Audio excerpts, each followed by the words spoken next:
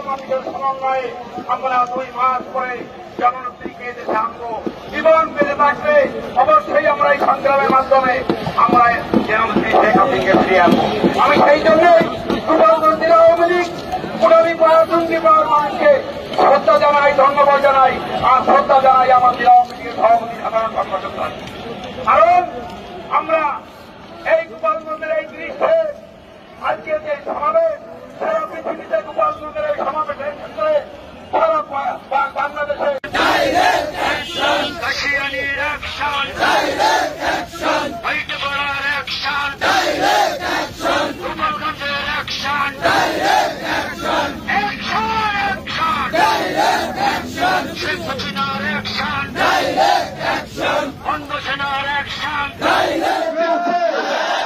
আমার মা নেত্রী আছে, তোমার মা কোন নেত্রী আছে, সারা বাংলা দুঃখী মানুষের কোন নেত্রী আছে, 18 কোটি বাঙালির কোন নেত্রী আছে, আমার ভাইবোনের কোন নেত্রী আছে?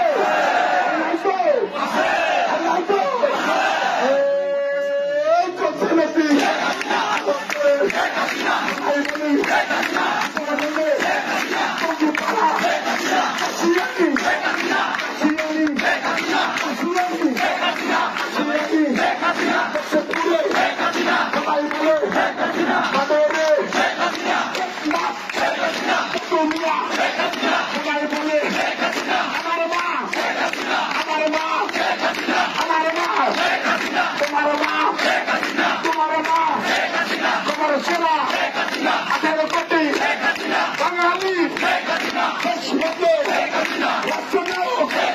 সবাই বলে বিশ্ববাসী সম্মান করে, আরে ভাই সবাই বলো আরো চলে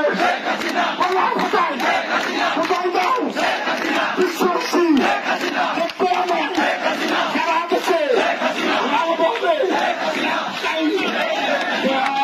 বাংলা বন্ধু